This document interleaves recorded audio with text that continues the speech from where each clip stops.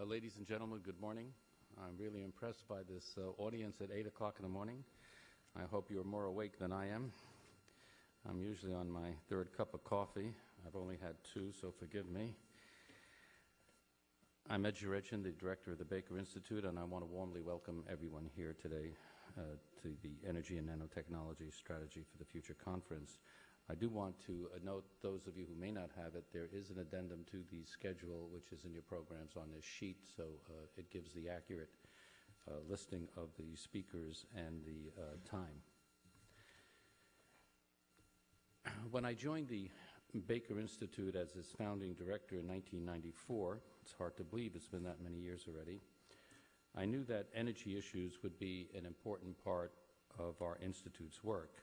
We were located in Houston, the energy capital of the world. Secretary Baker and I, with our long experience in the Middle East, understood firsthand the importance of the vital links in the energy market supply chain. Like many who were in public service in the 1970s, we understood the direct impact secure energy supplies have on daily life and prosperity in America and abroad. Moreover, energy supply and environmental issues, as you well know, go hand in hand. And I knew that among the major challenges facing the broad new issues of the 21st century, energy and the environment would loom large. What I never imagined was just how front and center the energy issue would become over the course of my tenure here at Rice University. The international community in recent years has faced the most difficult energy market it has seen in 2 decades. Oil price volatility has experienced record swings. Oil companies have lower surpluses of stored oil in their tanks than seen in the last 25 years. And the future of the Middle East, home to 60% of the world's known oil resources, remains with great uncertainties.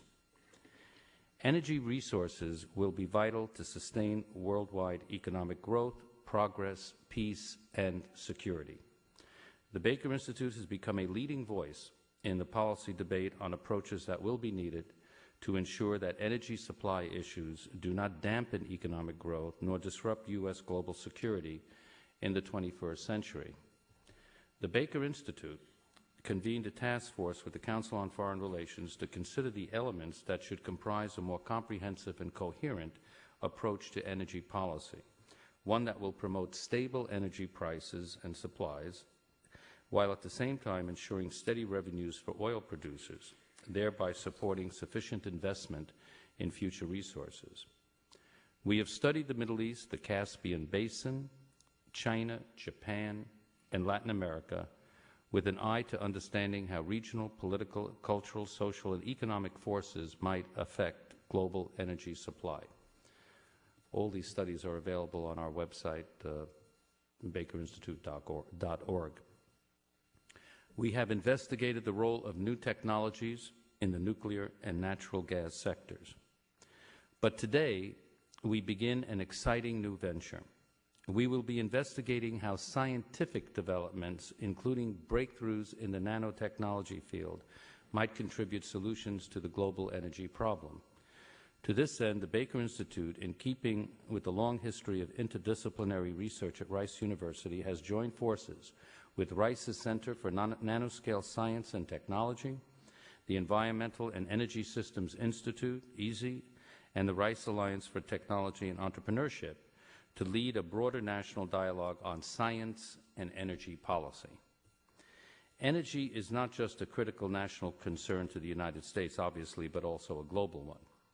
War in the Middle East, the recent political disturbances in Venezuela and in Nigeria, emerging environmental pressures, all these events underscore the need for new, more secure sources of energy.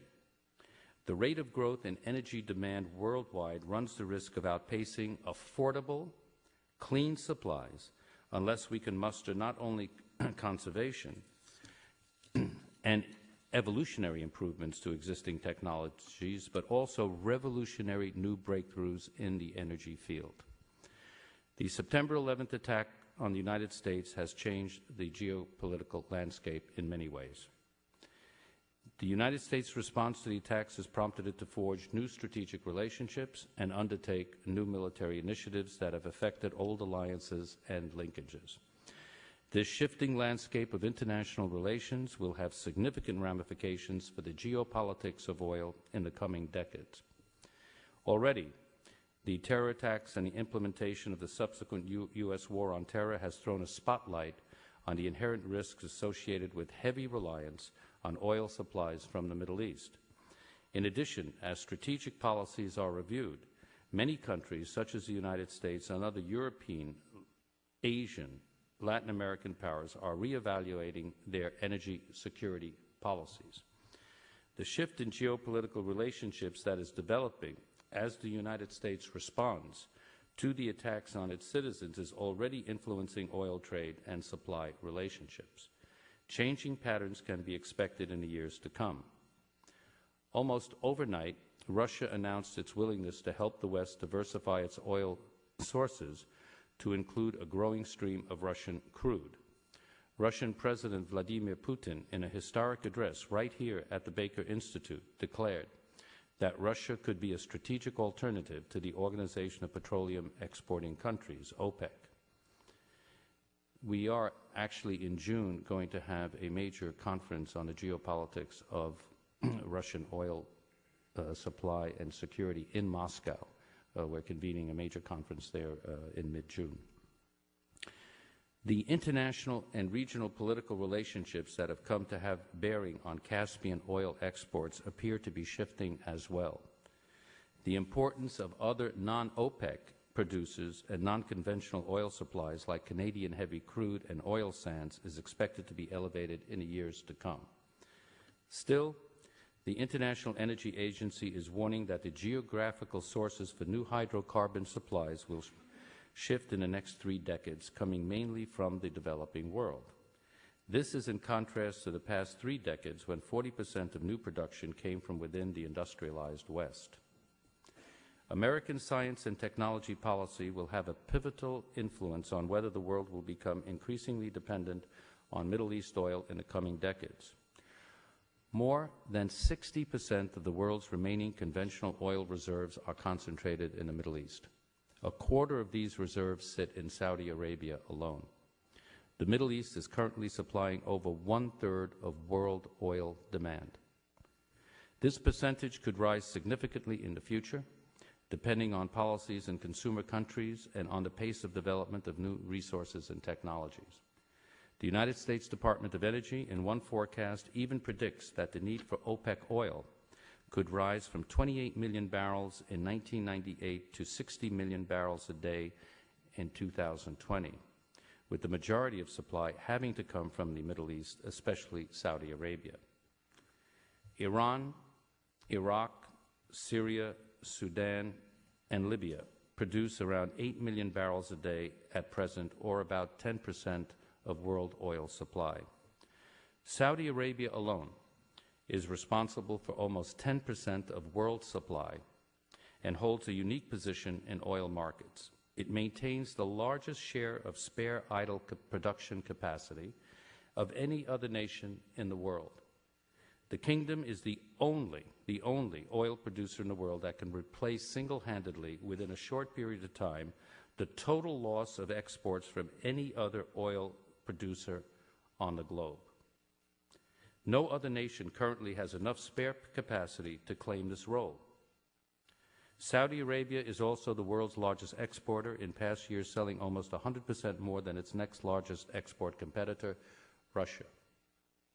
Saudi Arabia's cushion of spare capacity, which represents almost 2/3 of all global spare capacity, has provided security and stability to world oil markets for 2 decades. But policymakers and analysts have questioned whether reliance on one ally, no matter how reliable and strong an ally it has been over the years, makes sense in today's changing world. Political and economic reform in the Middle East faces formidable challenges. There is a huge gap between the agenda of the political Islamists on the one hand and the existing, what we call in one of our recent studies here at the Baker Institute, liberalized autocracies in the Middle East. This is a gap that is not easily bridged. In fact, the great challenge for democratization in the Middle East is the gap between the autocracies that reign and the political Islamists at the other extreme. There is very little civil society, political party life, independent judiciaries in the middle. And this is one of the greatest challenges we face today in Iraq. Many countries in the Middle East have gravitated into liberalized autocracy for concrete reasons having to do with both historical experience and current societal, cultural, and political realities. The region as a whole faces severe social and economic problems as governments have had difficulty finding the resources to provide adequate services for a growing and restive population. The delicate compromise that now represents the status quo ante among the middle-class, reformist, Islamicists, and ruling regimes in many countries in the Middle East, if upended, could usher in prolonged, bloody civil chaos long before it produces, if it ever does, political peace and stability.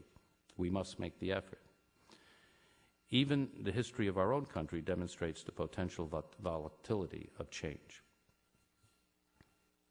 With the outlook in the Middle East so uncertain, the international energy industry and scientific community are looking to non-conventional solutions to confront the world's ongoing energy concerns. Energy is not just a critical national concern to the United States, but also a global one. Among the most important technical challenges facing the world in the 21st century is providing clean, affordable energy whose supply is sustainable and universally available. Lack of access by the poor to modern energy services constitutes one of the most critical links in the poverty cycle in Africa, Asia, and Latin America. Despite great advances in oil and gas drilling techniques and progress in renewable fuels, more than a quarter of the world's population has no access to electricity today. And 2/5 are forced to rely mainly on traditional biomass, firewood, and animal waste for their basic cooking and heating needs. Indoor air pollution from this traditional energy source is responsible for the premature death of over 2 million women and children a year worldwide from respiratory infections, according to the World Health Organization. Without a major technological breakthrough, well over 1 billion people will still be without modern electricity in 2030, energy specialists calculate. A solution to the global energy problem will require revolutionary new technology as well as conservation and evolutionary improvements in existing technologies. Advancement of nanotechnology solutions can be an integral component to solving the energy problem. Breakthroughs in nanotechnology open up the possibility of moving beyond our current alternatives for energy supply by introducing technologies that are more efficient, inexpensive, and environmentally sound. The benefits of such technology will not be confined to the United States or the developed world. Indeed, its impact will be greatest for the world's poor. Today's conference is also part of a broader campaign to reinvigorate public interest in the physical sciences. The work our scientists do here at Rice is not a theoretical pursuit that has no bearing on our daily lives. It is rather spawning technologies that can have direct bearing on our national security, our environment, and on our gasoline tanks. We have among us in this room today many of the greatest scientific minds in the energy field, and they will be speaking over the next 2 days about the technical and policy challenges that confront us in the energy area. I am proud to have as our Senior Fellow for Science and Technology Policy here at the Baker Institute, Dr. Neil Lane, who served as Science Advisor under President Clinton and played a key role in shaping the agenda for this conclave. And our Grand Master in the pursuit of new energy solutions, I'm not going to call you the Godfather, Rick, as you were called yesterday, Dr. Richard Smalley, Nobel Laureate for Chemistry in 1996 and Director of the Carbon Nanotechnology Laboratory here at Rice. With such notable persons of science on our team, we are well placed to make a meaningful difference in the on this important public policy issue. We are fortunate today to welcome some of the leading voices in our national energy policy debate. This meeting is the first in a series of programs on energy policy and nanoscience. Later this year, Rice University, with the support of the U.S. Department of Energy and the National Science Foundation will be leading a national workshop to investigate the potential for energy solutions to come from new technologies and new materials that are lighter and stronger than steel. With all the challenges that face us as we move into the 21st century, I believe it is fitting to begin the 10th anniversary celebration of the founding of the Baker Institute with a conference highlighting how nanotechnology might contribute solutions to the global energy problem. The mission of the Baker Institute is to bridge the gap between theory and practice of public policy by drawing together experts from academia, government, the media, and business in an effort to understand and address the underlying forces shaping our world. In the process, it is hoped that the perspectives of all of those involved in the formulation and criticism of public policy will be broadened and enhanced, bringing a fresh, informed, and incisive voice to our national debate. Rice University's long tradition of public service and academic excellence makes it an ideal location for the kind of intellectual innovation that are required in a world of breathtaking change. This conference on energy and nanotechnology represents an attempt to tap the important partnership between science and public policy that is so vital to solving critical problems such as energy supply. I would like to thank our sponsors, including the Shell Oil Company Foundation, Matt Simmons of Simmons & Company International, Dr. and Mrs. John Thrash, the Baker Institute Roundtable, and the Baker Institute Energy Forum for their support in this ambitious endeavor, and to the dedicated staff of the Baker Institute, without whom this event would not have been possible. I would like to offer my warmest personal welcome to the illustrious group of scientists and policy specialists here from around the country who have given up their weekend to educate us and each other about the technical challenges and barriers facing us in the energy area and the possibilities for advanced solutions through scientific endeavor. May they be an inspiration to our children. To quote Rick Smalley, "Be a scientist and save the world." We diplomats don't take such ambitions lightly. It is my pleasure to turn the podium over to Dr. Smalley to begin our session and introduce our terrific lineup of speakers for the morning session. Richard Russell, Associate Director of Technology in the Office of Science and Technology Policy in the White House, Carl Michael Smith, Assistant Secretary for Fossil Energy at the U.S. Department of Energy, Bill White, President of the Wedge Group and former Deputy Secretary of Energy, and Thomas A. Khalil, Special Assistant to the Chancellor for Science and Technology, the University of California at Berkeley, and former advisor to President Bill Clinton for Technology and Economic Policy. It is hard to do justice to the career of Rick Smalley in a short introduction. His biography is in the program. Let me just say he is a whirlwind of energy on the Rice campus, an inspiration for all of us. And he's also a whirlwind in Washington, keeping us all on the path of discovery. He was awarded the Nobel Prize for Chemistry in 1996, sharing the honors for the discovery of fullerenes, a new class of carbon molecule. Through his leadership, Rice established the Center for Nanoscale Science and Technology. Dr. Smalley holds a Bachelor of Science and an MA in Chemistry and earned his PhD from Princeton University. Join me in welcoming Dr. Smalley to the podium.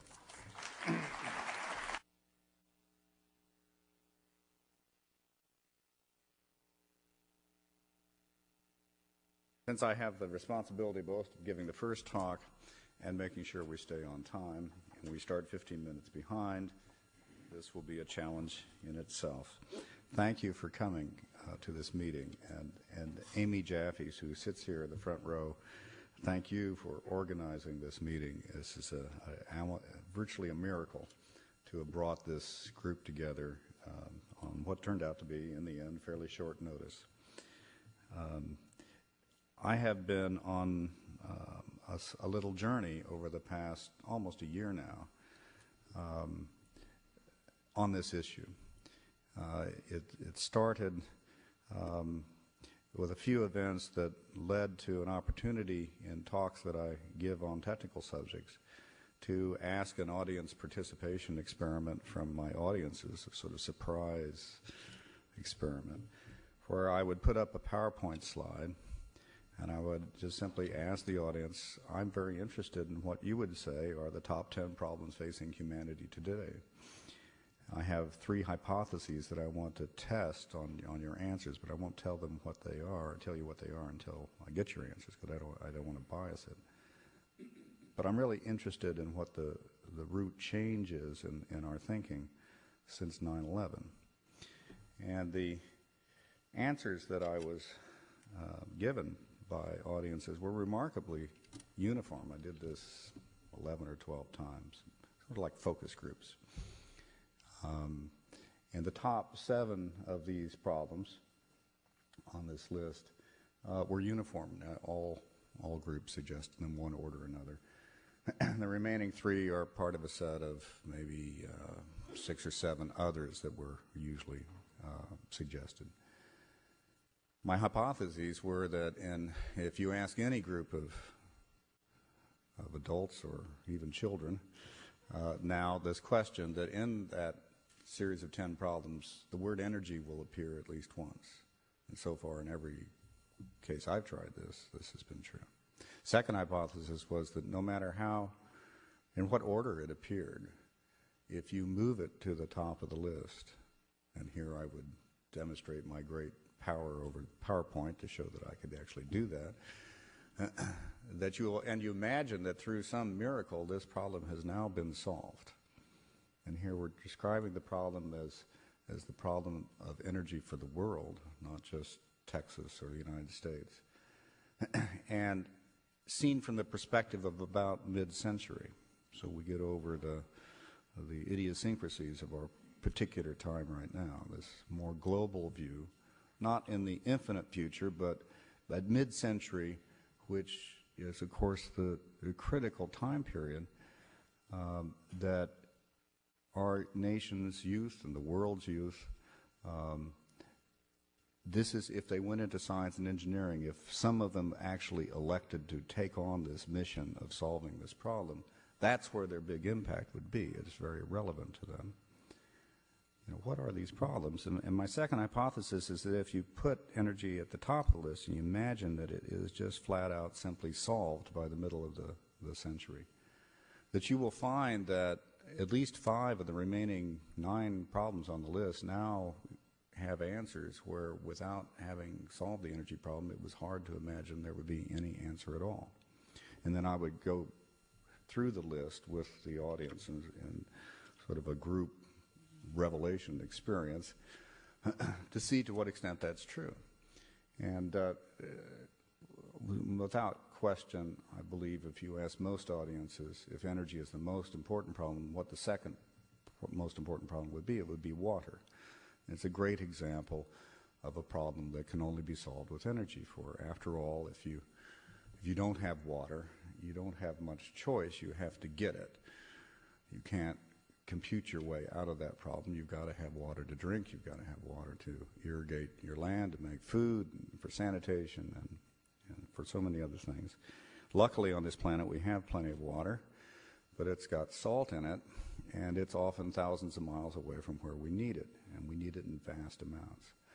Well, we know how to take the salt out, and we can imagine some wonderful nanomembrane to do this in some sort of new hotshot scientific magic, or we could just boil the water. That works pretty good.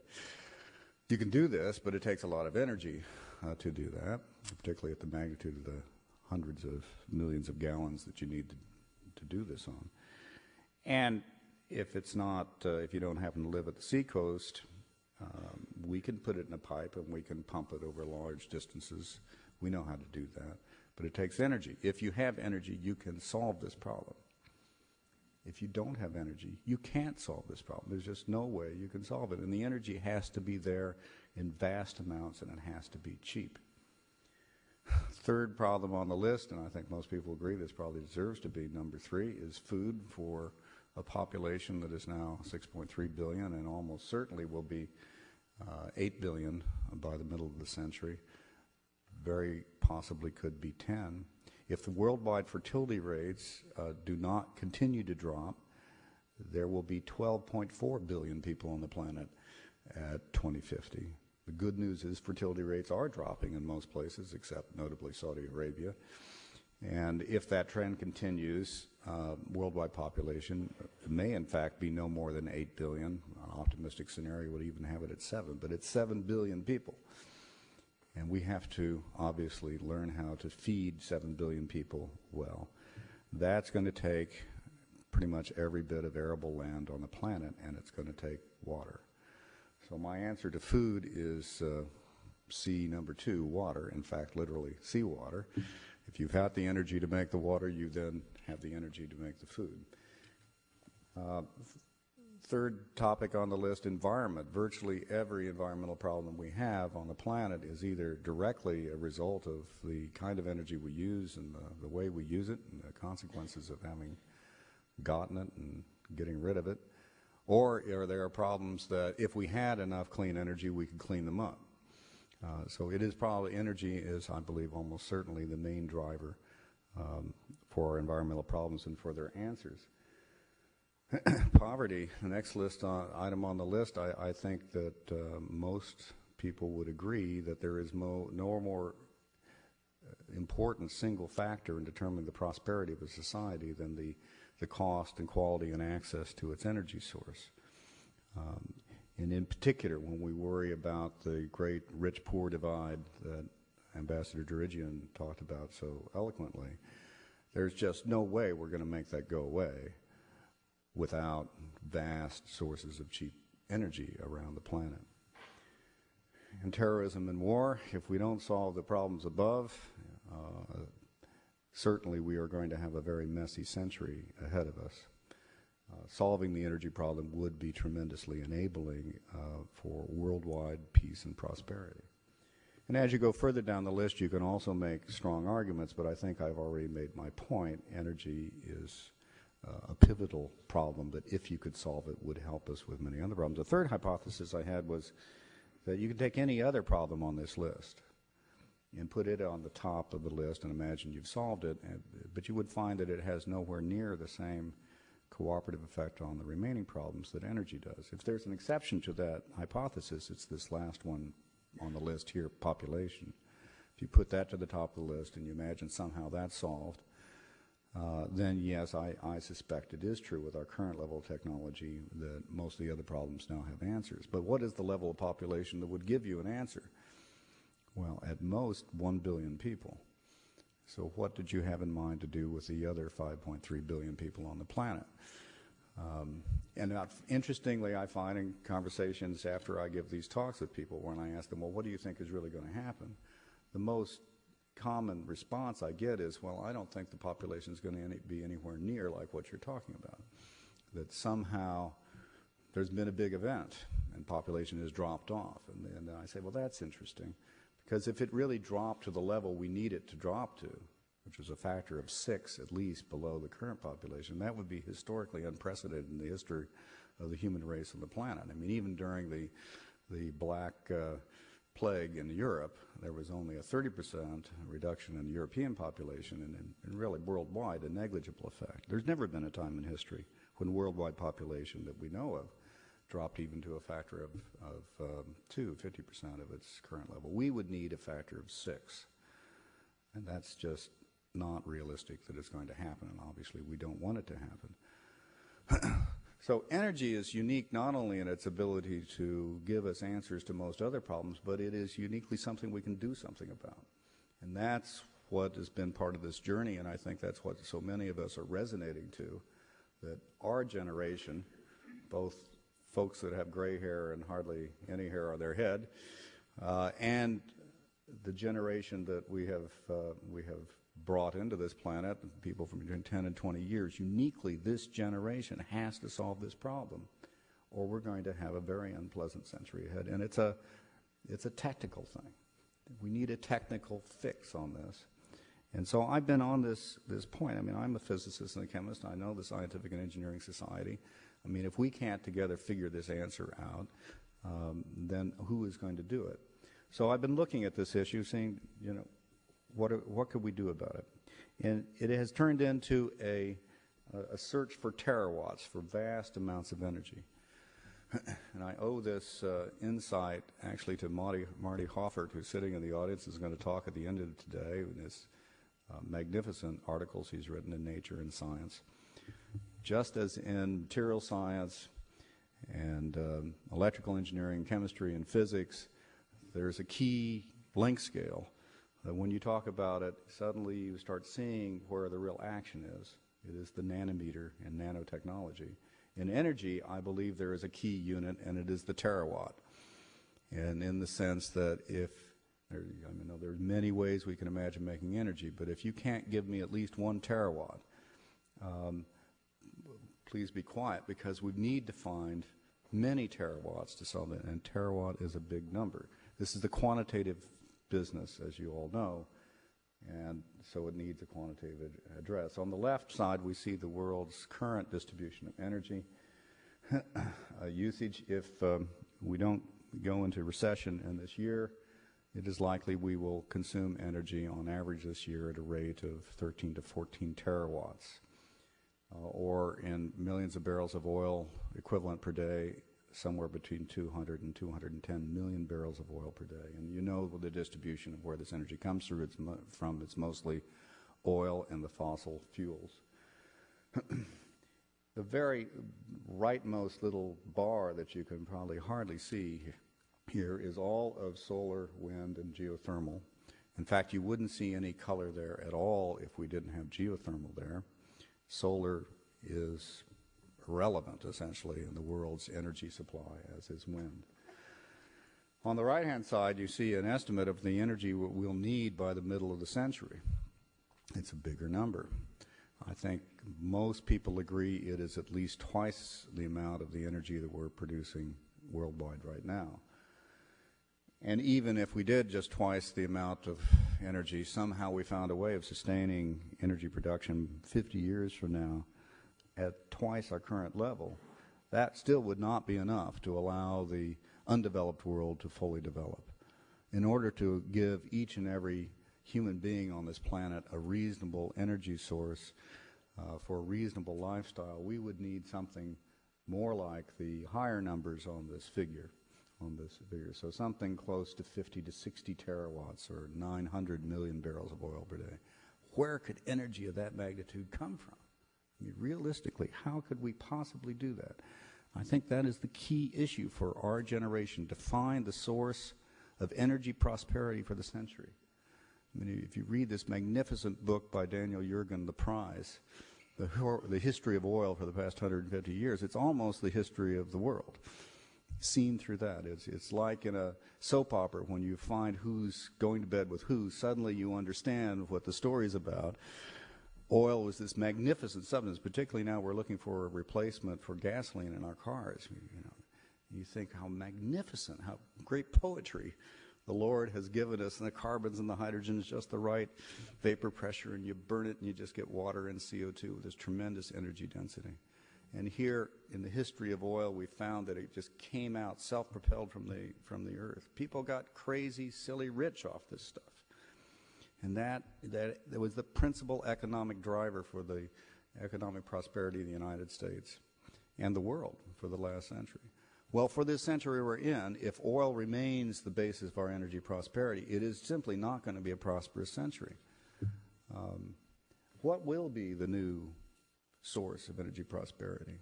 And in the conversations about energy, it's very depressing. We're trying to think about, well, how can we get along with less? I love energy. I'm proud of how much I consume. I think everybody ought to consume vast amounts. Let's go get a new energy source and make it cheap and get rich again. So how could we do that? Well, this emphasizes the problem. The whole part of the complexity here is just an estimating of how much energy we have to get from conventional sources and when we will peak. This is a plot from a talk given in the mid-'80s by John Brookhout, the president of Shell. It shows oil and gas peaking somewhere around 2015. There is a strong argument it might even peak before then, perhaps even this next year or two. And there are arguments I hear of that it might peak much later. Maybe technology, maybe nanotechnology will enable us to go and efficiently produce in these hundreds of millions of barrels of oil per day that will need it, oil well in to the middle of the century. But I think it is unreasonable to expect that by 2050 that oil and gas are going to be enough to solve our energy needs. So where is the extra energy going to come from? And that demand scenario that John Brookhout and Shell had in '85 is already not enough, and it doesn't predict the energy we're producing right now. It doesn't include China developing, let alone the rest of the world. Where is that energy going to come from? Well, at the magnitude that we need, there aren't really very many choices. And I've divided up, I think every energy source that's plausible is on this list. I haven't put cold fusion or trapped black holes or antimatter on here, all of which are wonderful ideas. The new dark energy is not on his. I don't know what it is. It sounds like good stuff. And maybe ultimately the answer to the world's energy need is going to be something that just simply isn't on this list. But for this century, it's probably going to be something on this list. And it's interesting when you put the terawatt challenge to it, you know, how much of what we normally talk about is the new answer just doesn't add up to be big enough, either individually or in aggregate. And we're going to talk, there'll be talks here during this thing on pretty much every item on the top list that I've labeled by too little. The conventional energy is mostly fossil energy, which is a chemical source of energy. You know, interestingly, energy is really in the oxygen in the air, not in the hydrocarbons. You just drag the hydrocarbons around to burn with the oxygen to get the energy. In those two cases of gas and coal, there probably is enough methane and coal on the planet to take us through the century. But can we afford to burn it? Won't we have to stick that CO2 away someplace? Can we do it in a way that it won't come back to bite us 100 years later? And cost. You don't solve the problem unless you get the cost down. And these two new technologies and the new resource sources for gas and coal, can we ever make them at the level we need, at the low cost we need in order to provide the answer to the big 10 problems that we started with? The big energy we've known for 60, 70 years now is to be had in nuclear reactions. And so that is the source of the big energy that's available to us that we know. Nuclear fission and fusion, we will have state-of-the-art talks on tomorrow. And you know pretty much what the problems are on those two issues, and fission with waste and proliferation. And if we really had to use fission as the dominant source for tens of terawatts of power, you know, could we actually ever do it at a cost-effective way to handle the economics of the situation while making sure that it's safe? Nuclear fusion may forever be too difficult, but even if we get it working, and we will hear what the status of fusion is here tomorrow, can we make it by the middle of the century cheap enough to provide this? I mean, what's involved in that? And can nanotechnology help? And of course, we're going to be looking for nano answers in the physical science and engineering throughout the list. Geothermal, there is a mass capacity of the heat of the earth to supply our energy problems, and Yoram Shoam here was going to talk about this. I think this is a neglected, unappreciated major resource that could figure in a big way to the answer. And then all the rest of the answers are the sun. And we will have talks on every one of these aspects. Let me remind you, for those of you who may think of solar energy as being some sort of liberal, green, hippie sort of thing that you put on the top of a lights post to have it change lights during the day, it's not big-time energy. This is quite a nuclear reactor. And we're far enough away from it to feel that we're pretty safe from it. And it's already gone through its shakedown trials, and we know it's going to be working for billions of years. In this business of getting energy for humanity, it's important to realize that the Earth is swimming in energy. There is plenty of energy there to be had. The only reason that we got a problem is we haven't figured out the technical way to do it cheaply. There is vast energy. 165,000 terawatts of light hits the Earth every moment. And, of course, vastly more misses the Earth entirely.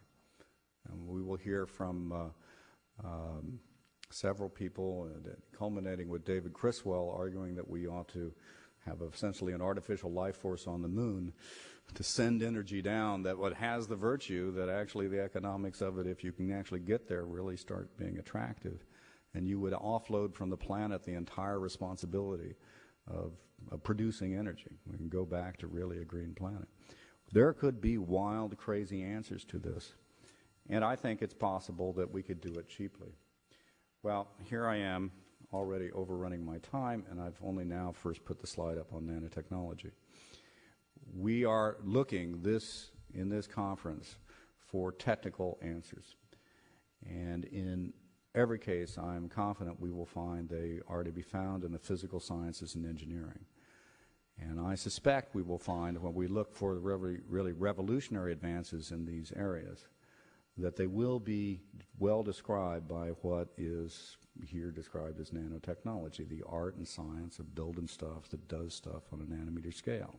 If you did it in the best possible way, you do it at the ultimate level of finesse, putting just the atoms you need in just the place you need them to get these incredible properties of strength, electrical conductivity, and chemical reactivity. Of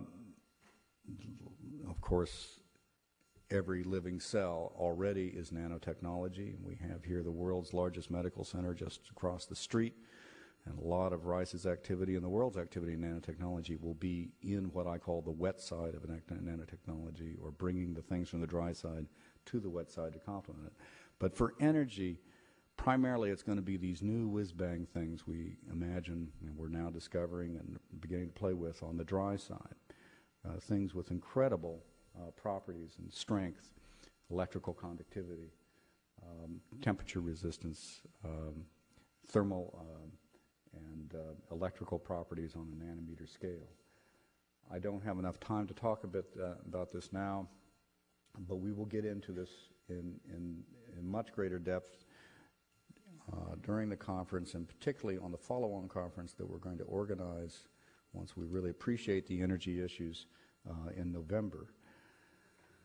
One can make a wish list, imagine list of what revolutions could be made that would be defined as nanotechnology that are relevant to energy. And it almost is the wish list of energy itself, starting from revolutions in photovoltaics to drop the cost by a factor of 100, in fuel cells and batteries, in all sorts of photocatalytic schemes to harvest the light from the sun and to get it into some chemical form.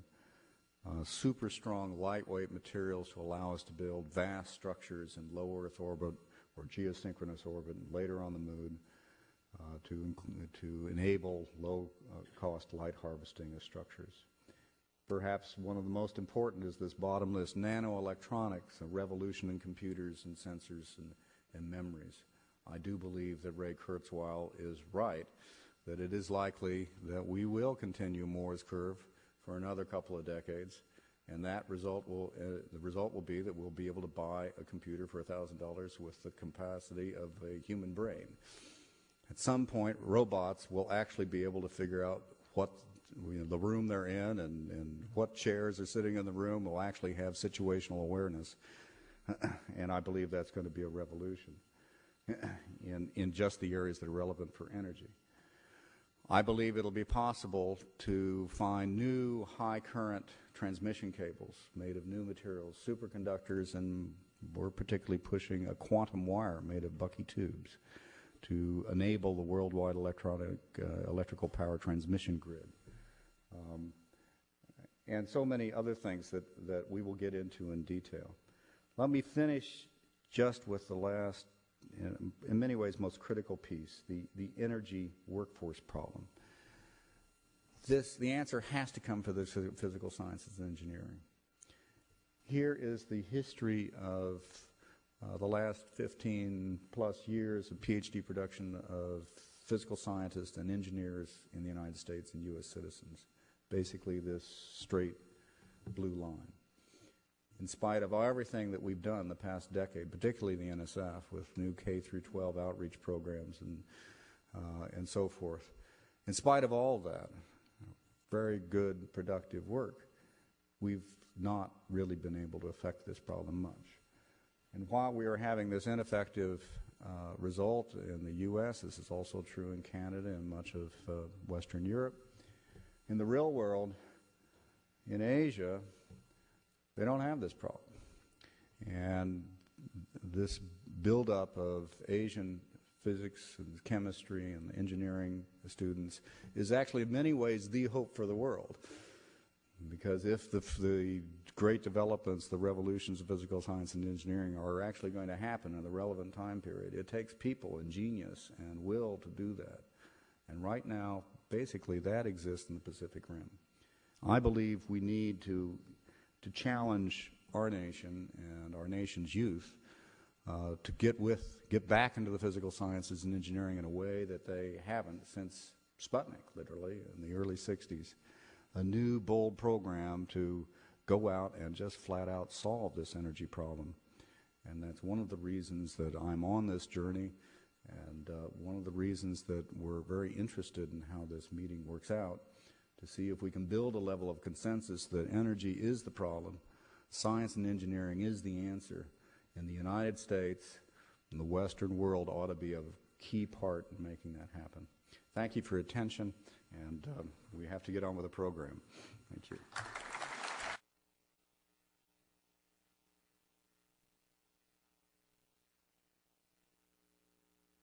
Next speaker is Richard Russell, who is the Associate Director of Technology of the Office of Science and Technology Policy in the Executive Office of the President of the United States.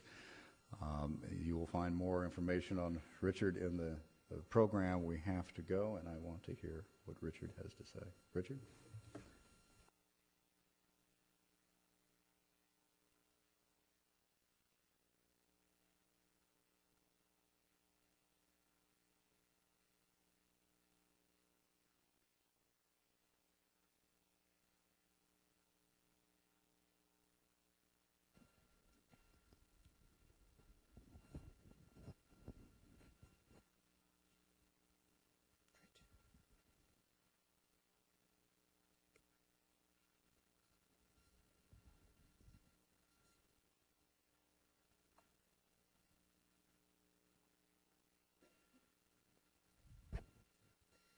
Well, good morning, and thank you, Rick, both for the introduction and I think an excellent introduction to the challenges that we face, both as a nation and also certainly as an administration.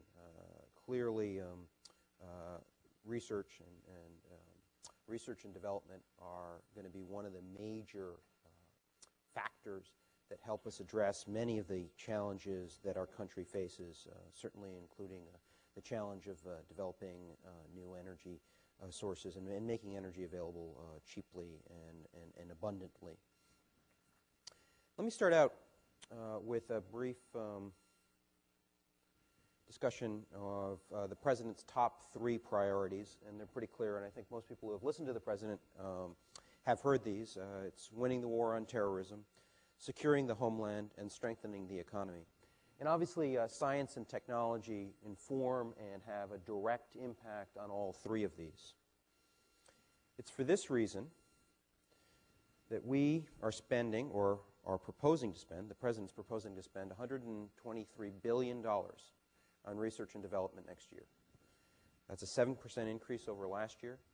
It's a lot of money, but science and technology, research and development really are critical to our nation, and the President recognizes that. When you compare what the United States is doing in terms of research and development funding to the rest of the G8, you'll notice that we actually are still very much the leaders. As a matter of fact, we are spending more in terms of research and development than the rest of the G8 countries combined. And again, I think that's a testament to the fact that the U.S. government recognizes the importance of research, and that we have historically and will continue to maintain a tremendous leadership role in the world for R&D. Today I want to talk about a couple of specific priorities within this rather large basket of funding. Specifically concentrating on the National Nanotechnology Initiative, which is our coordinating mechanism for all of our nanotechnology research. But before I do that, I would like the opportunity to highlight a couple really exciting new initiatives which the President has announced specifically on energy, which certainly will be, over time, informed by the research on nanotechnology. Those initiatives are Freedom Car, the Hydrogen Fuel Initiative, and ITER. Now, Freedom Car was announced last year. The Hydrogen Fuel Initiative was announced at the State of the Union this year.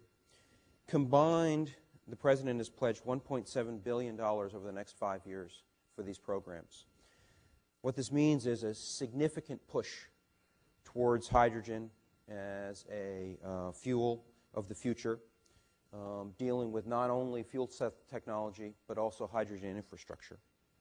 In addition, and one of the reasons I have ITER listed here, the President committed to rejoin ITER, which is the International Fusion Project, which actually used to be called the International Thermonuclear Experimental Reactor, but since the word nuclear seems to be out of favor right now, ITER is now only known by its acronym, which I think is a very interesting shift on the international front. One of the reasons, though, ITER is up here, I think, gets to the whole terawatt problem. If we're going to be looking for huge new sources of energy, certainly fusion has to be in the mix. But this is not a short-term solution. No one thinks it's a short-term solution. We're talking about mid-century before we have significant potential for any kind of commercialization. But unless we do the research, we'll never find out whether we can get there. And clearly it's an investment, especially when joined by the rest of the world, that's worth making. And it's something that we are now committed to doing. With respect to hydrogen, one of the really wonderful things about hydrogen is it can be generated from virtually any of our existing fuel sources. And in combination with clean energy sources, or in combination with new technologies such as sequestration, it is extremely clean. Not only, and most of the discussion of hydrogen actually is centered around transportation, the notion of a hydrogen vehicle, but clearly hydrogen also has stationary applications, and I think you're going to see both as the hydrogen infrastructure rolls out. As the President stated in the State of the Union, with a new national commitment, our scientists and engineers will overcome obstacles to take these cars from laboratory to showroom so that the first car driven by a child today can be powered by hydrogen and pollution-free. What that means in terms of time, in terms of goals for the initiative, is that we're hoping to see production decisions on hydrogen vehicles by the major automotive manufacturing companies by 2015, and we are hoping to see hydrogen-fueled vehicles in the showrooms by 2020. Now, obviously, to get there, and this is my link to nanotechnology, because the second part of my speech I'm going to talk exclusively about the nanotechnology initiative. Issues such as lighter vehicles through stronger materials and energy storage are going to have to be addressed. And these are all issues that nanotechnology will play a major role in, and the nanotechnology initiative will set the research priorities in order to address many of these issues. As I said before, it's not just hydrogen-fueled vehicles. We're also looking at stationary sources for fuel cells. Clearly, there's great applicability, and not just for large fuel cells, but also for portable fuel cells, all powered by hydrogen. So, as I say, we're very excited about the possibility which comes to us from hydrogen. Clearly, to get there, we're going to need to continue to be very strongly supportive of research and development in the field. And again, as I was mentioning before, I think nanotechnology will be part of that mix. Within the Hydrogen Fuel Initiative, there are key research areas that need to be addressed if we're going to create a new infrastructure that will support hydrogen. That includes safety codes and standards, hydrogen production, hydrogen transportation and distribution and delivery systems, hydrogen storage, fuel cell applications. In addition, for the fuel cells themselves, there are a host of challenges that have to be met. Among them is lowering their cost, improving their durability, enhancing their reliability, increasing efficiencies, addressing power density, and enhancing safety. These are the goals that these initiatives will address. For hydrogen fuel cells, we're going to be looking at areas in technologies such as materials, electrochemistry, manufacturing, and components such as stacks, developing thinner, lighter flow plates, membranes, developing low-cost gas diffusion substrates, electrodes, increasing plutonium utilization, and catalysts, developing effective plutonium alloys. Now let me turn to nanotechnology. And as Rick mentioned, nanotechnology is obviously the study of very small things, but it's much more profound than that. Being able to manipulate materials at the atomic and molecular level actually allows us to generate entirely new materials with entirely new properties.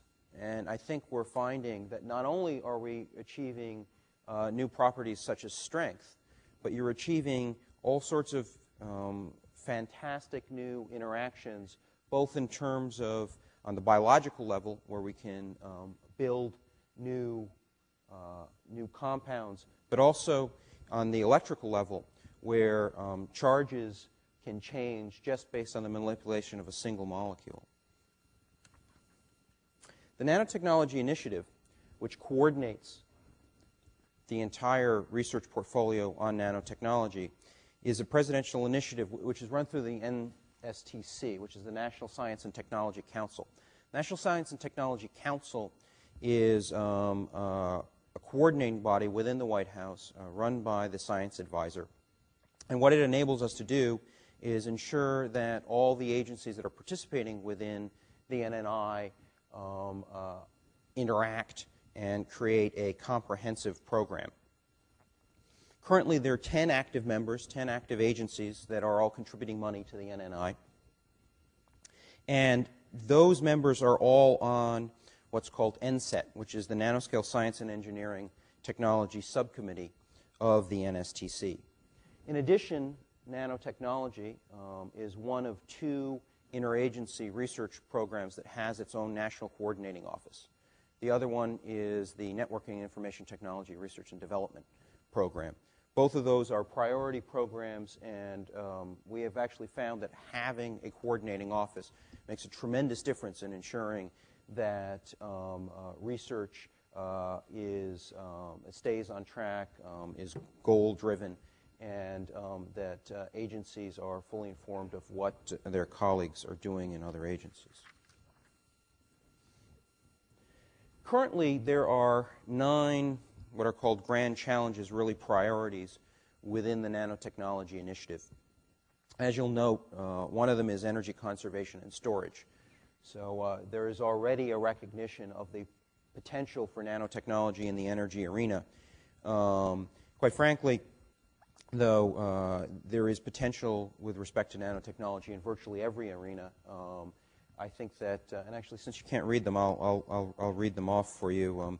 Includes advanced chemical and biological and radiological explosive detections, manufacturing at the nanoscale, nanoscale instrumentation and meteorology, nanostructures, materials by design, nanoelectronics and photonics, and healthcare therapeutics and diagnostics. And quite frankly, a lot of the excitement has been in healthcare therapeutics and diagnostics of late, as well as in materials. The notion that nanotechnology is already creating revolutions in materials and is going to dramatically change the way we can deliver healthcare has really caught on, and I think will really impact us in the future. Because nanoscale research has such potential. The NNI has been one of the significant priorities within the federal budget. It's been a priority for the administration.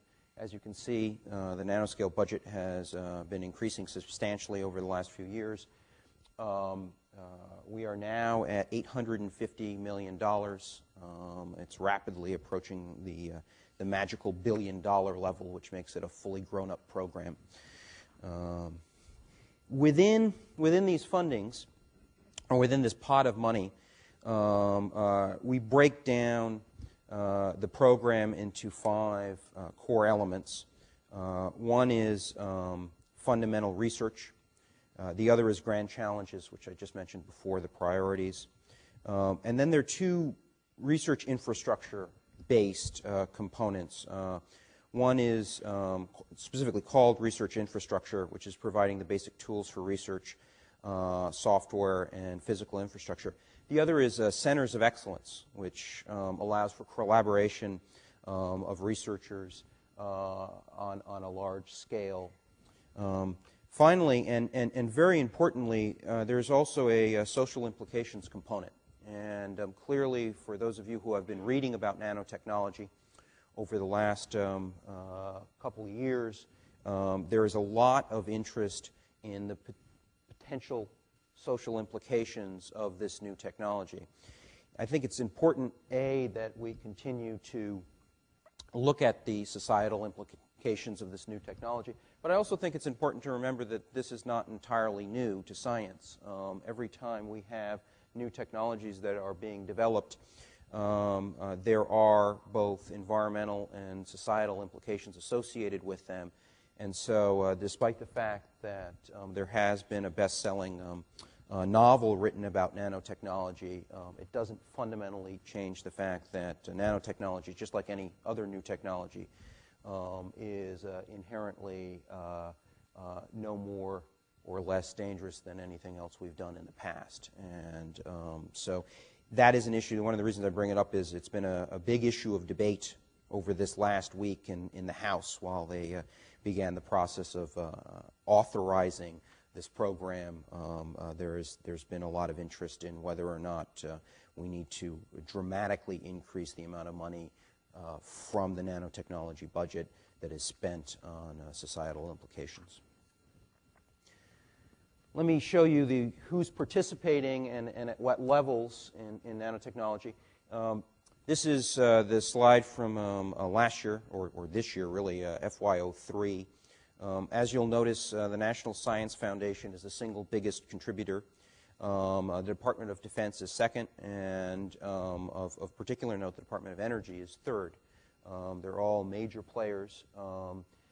One of the things about NNI, since it has such broad applications, you see a significant interest from a variety of agencies, including ones you might not expect, such as USDA and the Department of Justice. And also, obviously, the Department of Homeland Security, being a new agency, is just starting to get significantly involved. But you'll probably see an increase in their involvement over time as they ramp up. A quick plug for all the good work that's being done in the state of Texas on nanotechnology. You'll notice that one of the offshoots of the program is a series of centers. And again, it's pretty hard to read that. But DOD, DOE, NASA, and NSF have centers spread around the country. 2 of them are right here in Texas. If you can even tell the colors on that, the DOE centers are in yellow, the DOD facilities are in blue, NASA is in green, and then NSF has both centers of excellence, which are in red, and also user facilities, which allow for interactions with both equipment and scientists are in brown. Now, we've been funding nanotechnology for a while. There certainly has been a lot of discussion of it. And one of the hard things is to measure what impact it nanotechnology is currently having. Obviously, we all expect that nanotechnology over the long term is going to lead to some pretty significant breakthroughs. But in the short term, we were actually struggling with a metric to see how we're doing. And this is actually kind of an interesting metric. This graph shows you the number of citations of nanotechnology in peer-reviewed journals. That's the red line. And the number of patents that specifically reference nanotechnology is the blue line. And just because it's hard to read on the year scale, 1995 is the first year you see one of the patents kicking in. So really, you're talking about significant growth in publications starting in about 89, and the first patents coming in, not the first patents, but we're starting to track patents in about 95. So clearly a young science with a potential for significant growth over time, and already seeing a significant impact on both the refereed journals, and you're starting to see some patent activity. All of this has not gone unnoticed in Congress. Congress has been very supportive of the Nanotechnology Initiative. The appropriations committees and Congress as a whole has supported the President's requests on nanotechnology, and both the House and Senate have introduced legislation, or legislation has been introduced in both the House and Senate to actually authorize and put in statute the Nanotechnology Initiative. As a matter of fact, just last week, the House Science Committee passed H.R. 776, and the expectation is it may be taken up on the floor as early as next week. As a program begins to grow, obviously one of the things you want to make sure is that it is on track, and the National Research Council just last year did a study and issued a report on nanotechnology and came up with some specific recommendations. One of which I think is true for any emerging program, is that you want to make sure you have a clear, compelling, and overreaching strategy. They suggested that we need to continue to improve on interagency collaboration, that it would be useful to make sure that Nanotechnology Initiative receives external advice from an external panel, and that technology transfer is a critical component and should be viewed as such for the program. In response to these recommendations, we've been taking a number of actions, one of which is that we're actually upgrading the system under the National Science and Technology Council. We're going to be elevating the current NSET, which is the National Science and Engineering, Nanoscale Science and Engineering and Technology Subcommittee, with more senior representation from the agency's decision-making level representation, to ensure that we can have even better coordination. We're creating a NSET working group under that, which is going to be comprised of the current members of the subcommittee. And I think this other change that we're making is going to be particularly effective. We have hired, and now have for the first time, a full-time director for the Nanotechnology Coordinating Office. Again, a recognition that this program is growing, and that in order for it to continue to succeed, we're going to have to ensure that it's fully coordinated.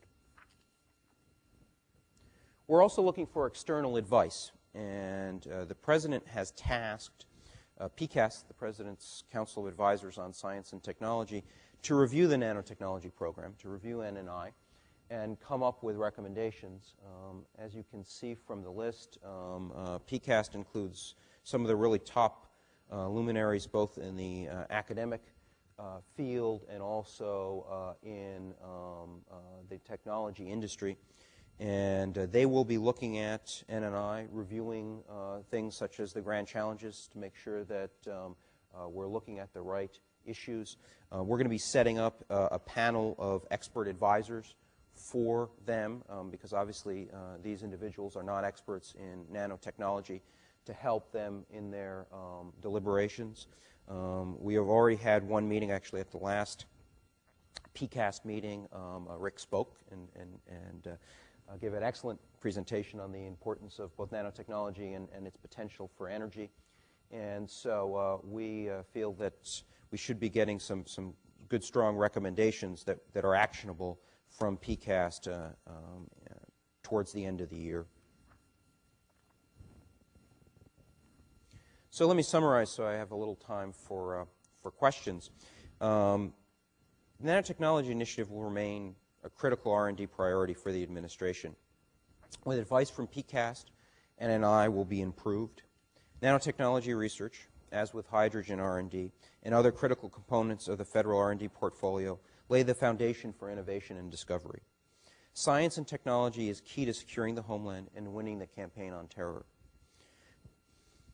President Bush, through his unprecedented support for R&D, is also creating the underlying environment that will promote economic growth. To quote from the President, "The role of government is not to create wealth. The role of our government is to create the environment in which the entrepreneur can flourish, in which minds can expand, in which technologies can reach new frontiers."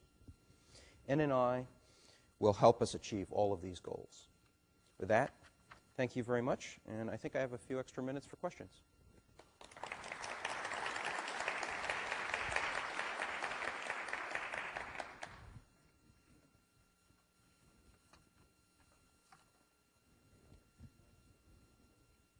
There are two microphones, one over here I can see and someplace else.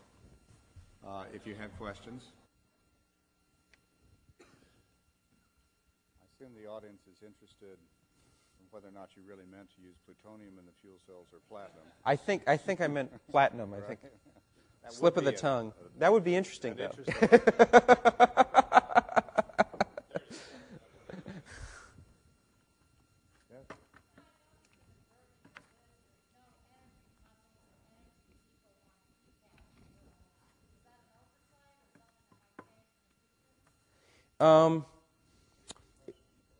The specific question, I keep reaching for the mic, the specific question was there's no one specifically from the energy community on PCAST. And no, I don't think it's an oversight. You build these advisory committees based on, various fields of expertise. I think, especially because remember, we're really looking at R&D here,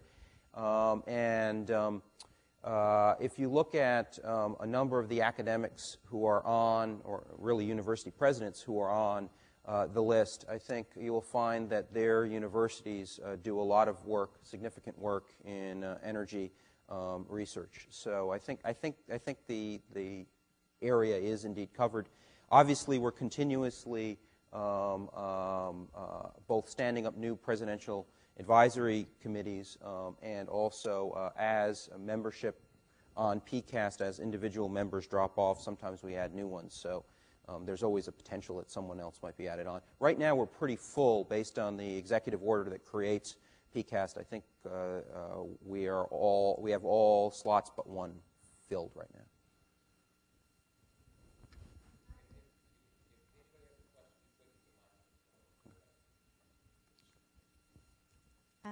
What I'd like to know is, can you hear me? Yeah. Okay. Sorry. Actually, I have a lot of questions, and it would be too many for you to answer. So I just want to know, how could I contact you, like by email? By email, let me give you my email address, and then also our website. I'm reachable at rrussell@ostp.eop.gov. And then we also have a website, ostp.eop.gov.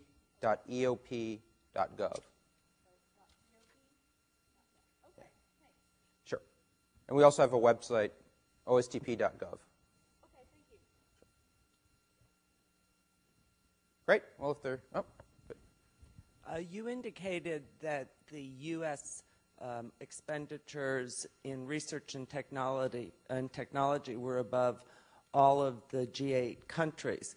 Specifically, are you tracking it in the nanotechnology area to see, with that great disparity we've seen of scientists overseas, how our money is being used to advance this specific area, and are you tracking private industry investment in technology?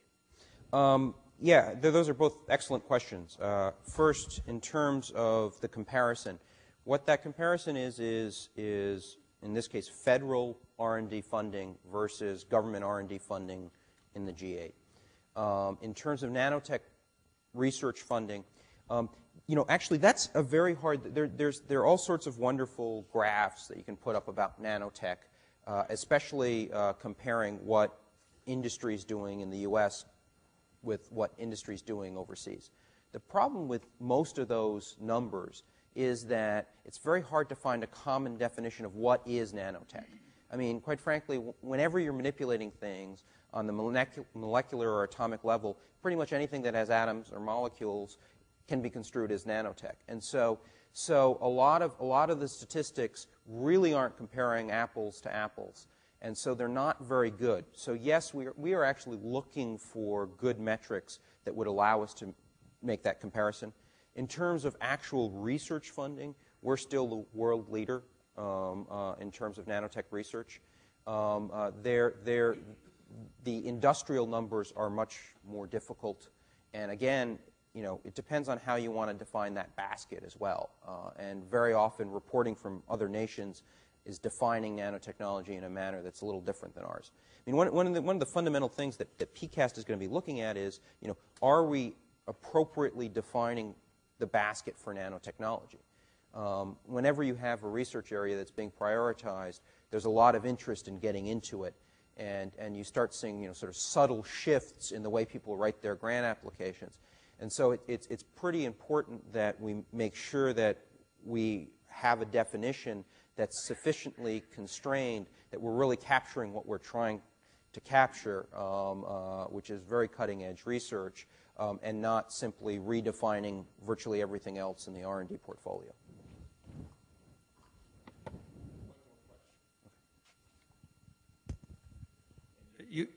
Oh, sorry. I have the microphone. I choose you. You indicated that the U.S. has pretty much decided that hydrogen is going to be our fuel for transportation in the future, if I understand what the hydrogen economy means. And my question is, how is the rest of the world looking at that problem? Because if it's unlikely that we could go it alone in terms of assuming that hydrogen is going to be our transportation fuel without the rest of the world buying into that. Yeah. No, absolutely. There is tremendous interest by the rest of the world. I think Japan is one of the leaders in the field. Part of the initiative clearly is going to have to be coordination with the rest of the world on these issues.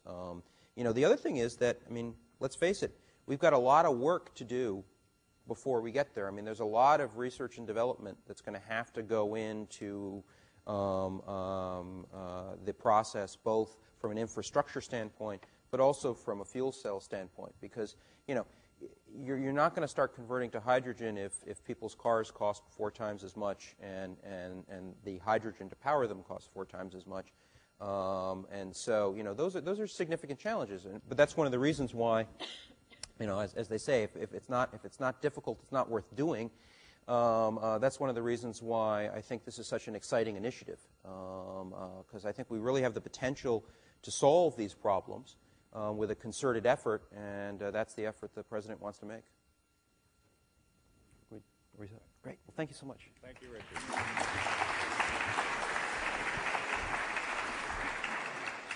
Our next speaker we're very pleased to have here is William White, who's the President and CEO of the Wedge Group, and not incidentally a previous Deputy Secretary of the Department of Energy. Mr. White.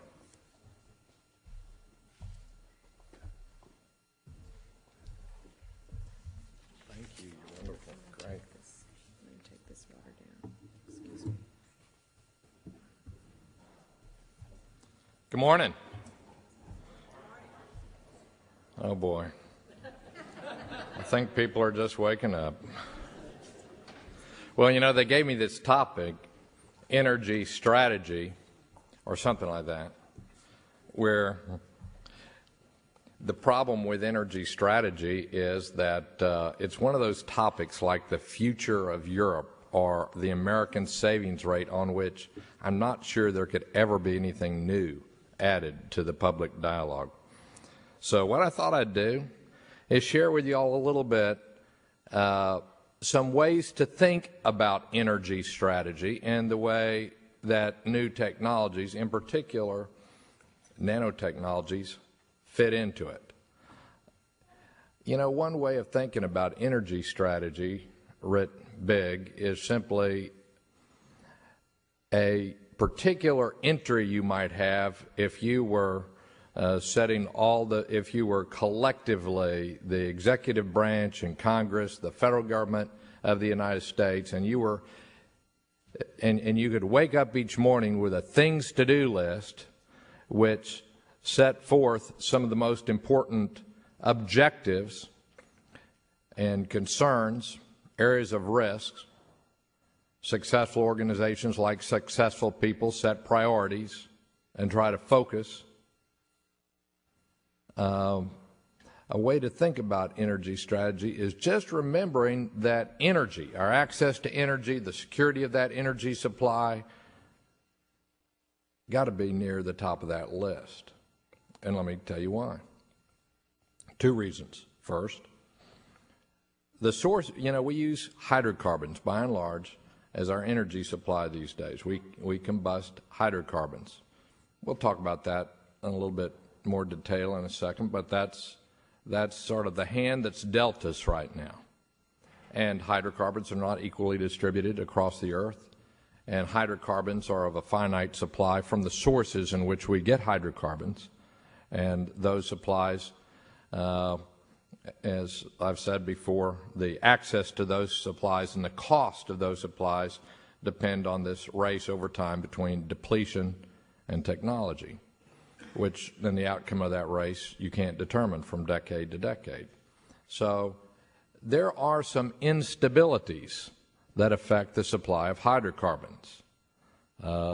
You have all seen the figures in the paper as the American public has become more and more familiar with just the world's dependence on the Middle Eastern oil reserves, of the heavy concentration of the world's oil reserves within the Gulf area, an area of political instability. You do any modeling, and you'll find that a cutoff, say, of the oil supplies from Saudi Arabia under a prolonged period of time pushes the world into negative GDP fast, and for quite a long time if those supplies are withheld from the market for a long period of time. You saw the effect, a discernible effect, which the Council of Economic Advisors noted when we had the increase it always does in every administration, when the price of oil went up into the mid-30s because of the convergence of the Venezuelan oil supply disruption and the stockpiling accompanying the preparations for the war in Iraq. So one reason why it should be near the top of the checklist is that our sources of hydrocarbon, in particular petroleum, that the world's industrialized economies depend on, can be found in unstable parts of the world. Somebody asked me the other day at a program, says, you know, look, we have some of the world's largest oil exporters are Iraq, Venezuela, and Nigeria. Those are three of the six. Is there something about hydrocarbons that happens to locate them in places where of political instability? And I don't know the answer to that question, although I can say that cheap riches for nations as well as people doesn't beget maturity, but that's the hand that has been dealt us. And there's something else too. the energy is part of our quality of life. Now, there are different aspects of that. When I say that and how we use energy, it affects our quality of life. For some folks, it evokes the fact that there's air pollution, and that is not good. That's not a plus. For other people, the term quality, and they would be right in thinking that there are attributes of energy consumption in energy that affect the quality of life and the air we breathe. There's other people, when they think of the quality of life and the impact of energy on that, think of, well, let me put it this way. My dad grew up on a farm without electricity, and a lot of folks in the world right now don't have electricity. And given a choice between having a little electricity and not, I think most people like to have a little electricity, you know. And you remember anybody here when you first got your keys? Or, you know, I can remember when I first got my driver's license, man, and I understood freedom in a way that I knew what freedom meant when I got my driver's license. That's why when people reach the middle class in the emerging markets, guess what? They want the freedom of transportation, and hydrocarbons and energy have provided that. Freedom is good, and energy helps provide that freedom. In many nations, women are principally charged with raising the children, and boy, does it make a little difference when there's electricity in the household, in their quality of life, and their freedom. So energy is vitally important to the quality of life. Those are two reasons why energy should be at the top of the checklist of our country when it comes to determining what our national security and economic objectives are. Now, one consequence of that, which I think few would argue with, but it's easy to forget, is if we are dependent on energy to maintain a quality of life, and we could have a threat to our security, economic or national security, broadly defined, by a disruption of energy supplies, what? It makes sense to have diversified energy supplies. Any business with one supplier for something that is critical to their success is vulnerable. Some of us are in the business of buying and selling companies. If you want to sell a company and that company has one customer and one supplier of a critical part, I'll tell you that company is worth a lot less, because that is a risky proposition. So we want a diversification of the energy mix. That diversification gives the people the ability to substitute energy sources and supplies freely. And on that whole mix, I'd put both diversification of energy supplies and remember, energy consumption technologies are and things that reduce energy consumption are also investments that compete with energy supply, and they ought to, and we ought to have a full and greater range of those. Now, certainly diversification of world energy supplies, both across,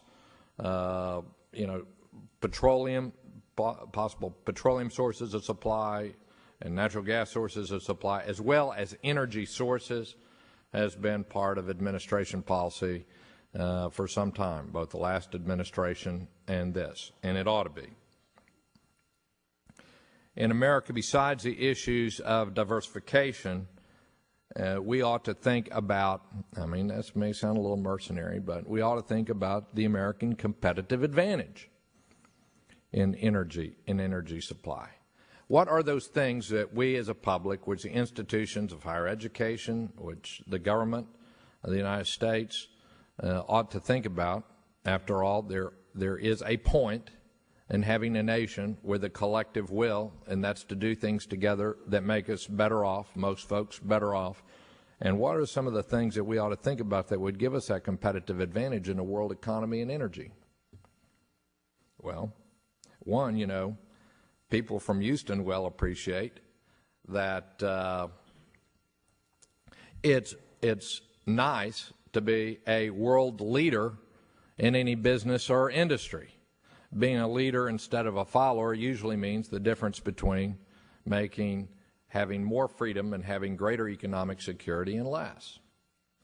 So just as our investment in aerospace technology and avionics, because of the Cold War, created this world leadership in the American aerospace industry, so the standard of living that was in part fired by and a product of the use of the automobile in the United States and the fuels that fuel those automobiles and the electrification of rural America 60, 70 years ago put the United States in the worldwide leadership position in the energy business. Just to give you an example, there's been more oil and gas wells drilled in Texas than all the rest of the world outside the United States combined by many, many, many times over. I don't know, Matt, whether the number is 5 times or 10 times or 20 times, but it's something like that. And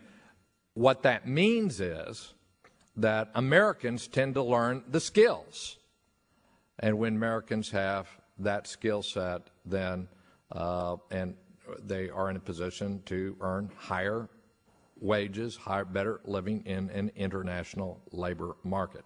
That means national investment. I enjoyed the presentation of the prior speaker, and that, I say, is why all citizens of all ideologies and political beliefs ought to back strong investment in basic research and science by the federal government of the United States and support institutions of higher learning, where our institutions of higher learning are the best in the world, that put all students, including international students, but having them in this country means that we can have international students and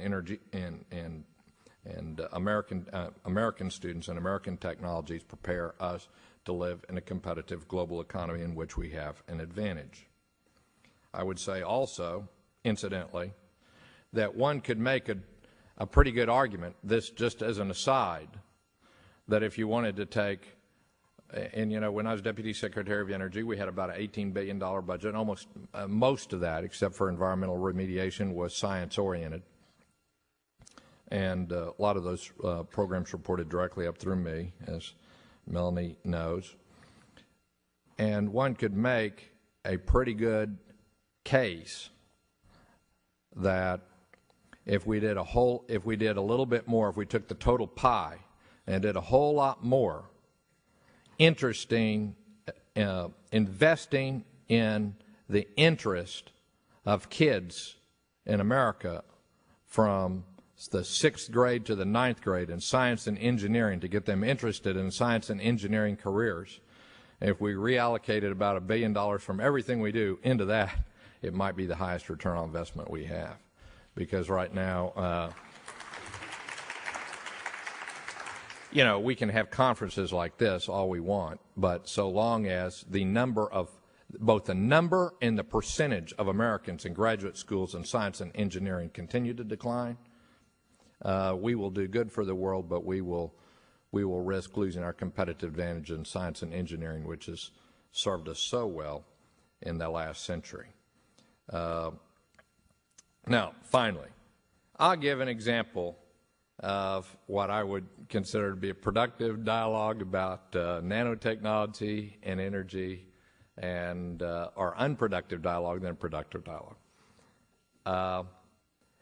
There's a lot of people who talk about what will happen in 20 years with XYZ technologies. It happened in semiconductors. It's happened in, you name it. And the thing that I think about when I think about that is, if somebody can predict what's going to happen in 20 years, then it's not a new technology, right? And it is not on the cutting edge of anything. Either that or the person talking is sort of a BS artist. So one got to be humble in approaching these issues. One has to be humble, too, in advertising that there's going to be some great economic gains and riches posed by technology, right? I mean, airlines were one of the greatest technologies of the last century. But in the aggregate, have more people lost or made money in airlines? Because, right, within any particular industry, whether it be growth or technology or what have you, people make money not on the basis of whether something's good. If that, the people selling water, would make more money than anybody else. The people make money based on the relationship between supply and demand.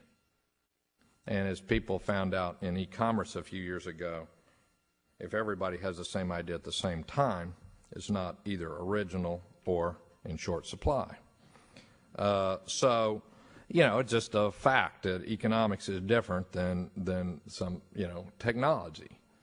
Now, having said that, and with the humility that induces, I'll give you a couple examples of things that are interesting to me that others on the program might be able to shed more light on whether nanotechnology can solve. But I think they're at least in the ballpark. On two specific examples of big issues facing the energy industry that, and both of them are in the category, I'm trying to make this in the category of things that folks don't talk about all the time. First will be, one will be oxygen, the other one will be hydrogen. Right now, we're sitting in an airshed which has some of the highest levels of O3, ozone, in the country. Part of the reason that it does is that we produce a lot of NOx from industrial sources, the refining and petrochemical businesses along the Houston Ship Channel, the world's largest hydrocarbon processing complex in the world, rivaled only by one that's in Aurora River Valley and in Southeast Asia, but it's an engineering marvel. Produce a lot of NOx.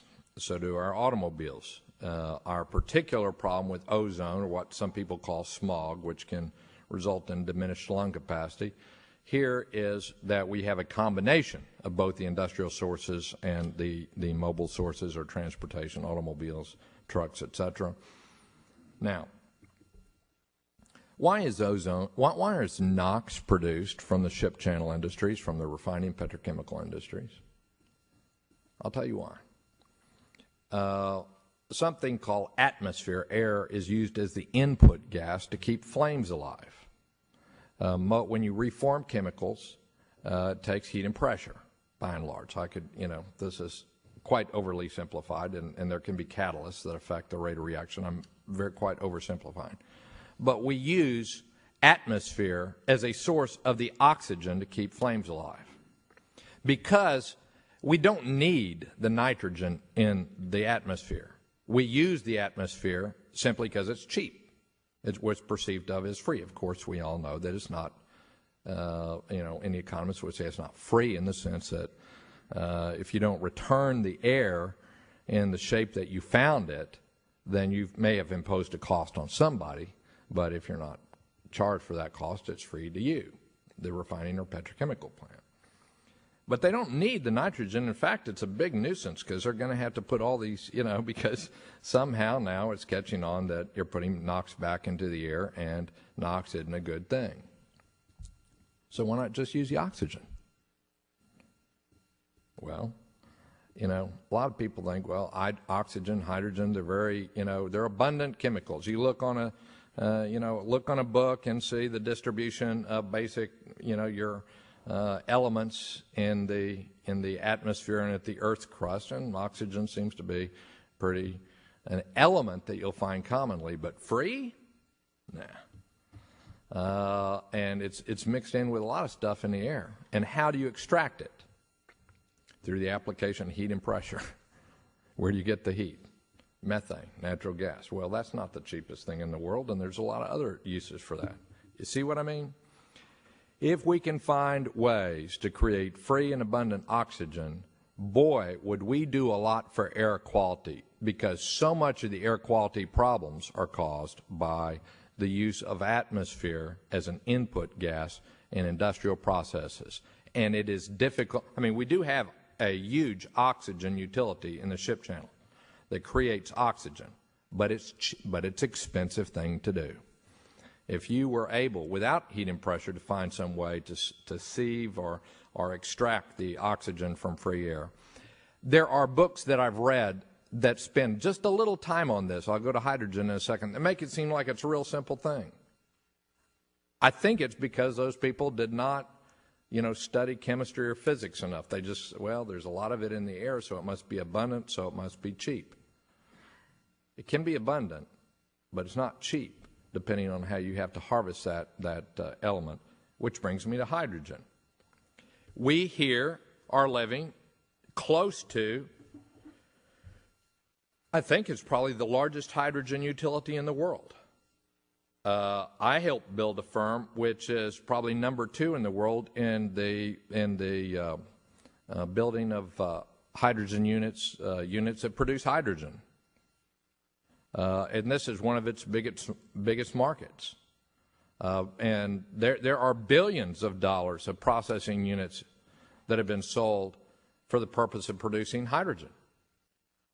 It is not as though this is an infant industry producing hydrogen. There's a whole hydrogen pipeline system in the United States that is centered within 10 miles of where we're seated today, maybe 15. That's a fact that's not very well known. This is not a new industry. The hydrogen business is not a new business.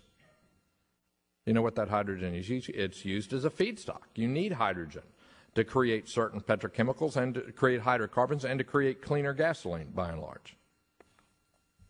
Well, my goodness, people say. And I'll tell you what, there's companies investing that will be investing billions of dollars over the next, between now and 2010 in this country, producing more hydrogen, and they will do it as cheap as they can. And guess what? It's expensive. Why?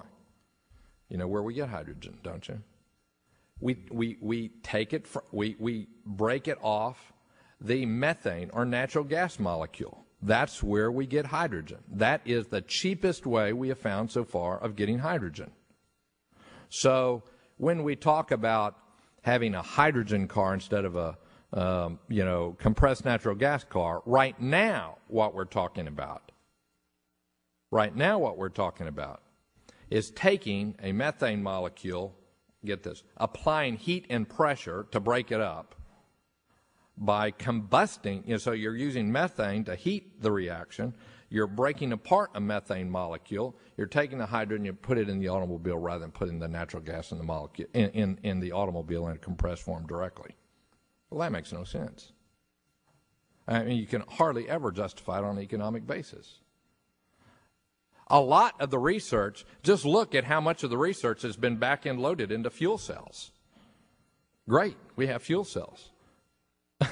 But, I mean, if you followed what I just said, and you can read entire books on this hydrogen economy, and there will be one chapter, and the chapters usually say something like there's a lot of hydrogen in the air, we haven't quite found out how to get it yet, but ceramic membranes offer challenge.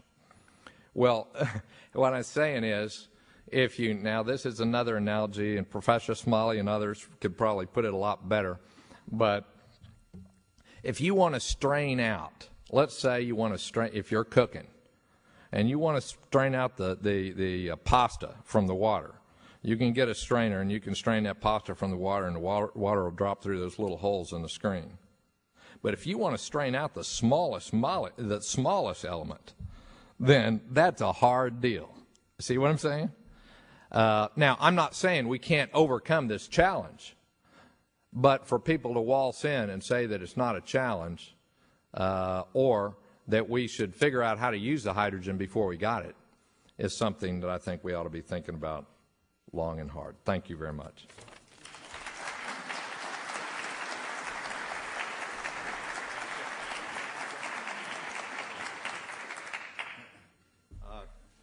Mr. White's agreed to take some questions. Any questions?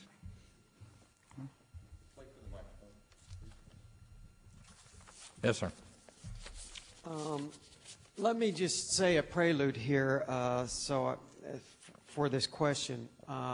It seems to me that energy production and the production of consumer goods today is an opposing factor to maintain environmental homeostasis.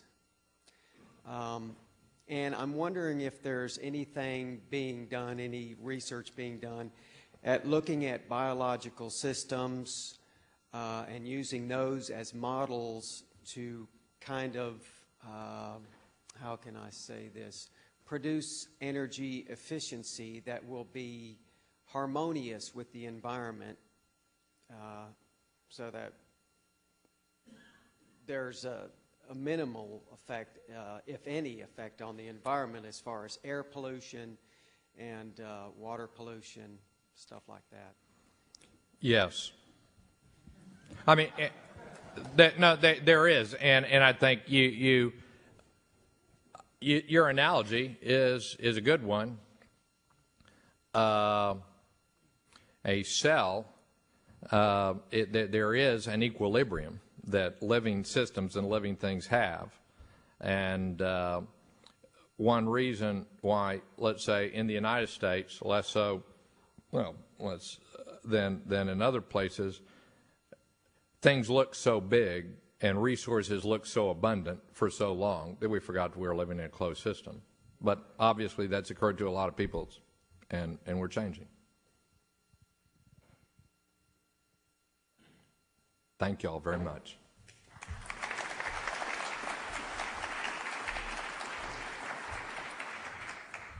Our next speaker knows something about fossil energy. Carl Michael Smith, the Assistant Secretary of Fossil Energy of the Department of Energy. Carl, your time has come.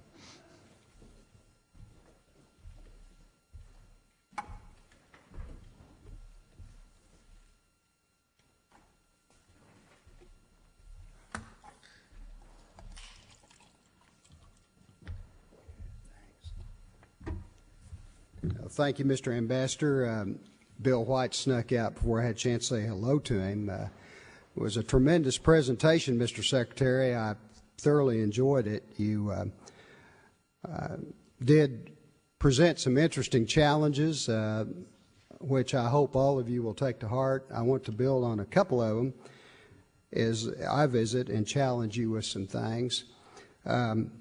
First of all, as Bill mentioned, things are changing rapidly, and technology is changing. Technology is rapidly advancing. But there are some basics that we all have to remember, and I think we take things for granted. I think we in America in particularly have taken for granted cheap energy and cheap, abundant energy, when you want it, where you want it, how you want it. And there are challenges as we proceed through the next few decades and we transition to some of these other economies that we've talked about that will even pose greater challenges.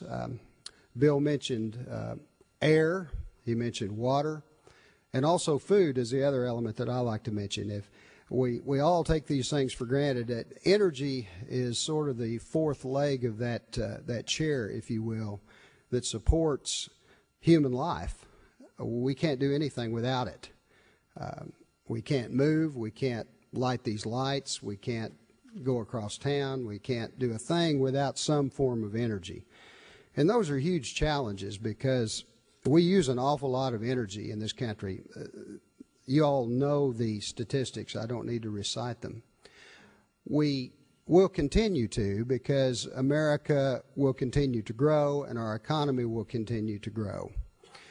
Just on the natural gas, I'll just pick one element that comes to mind.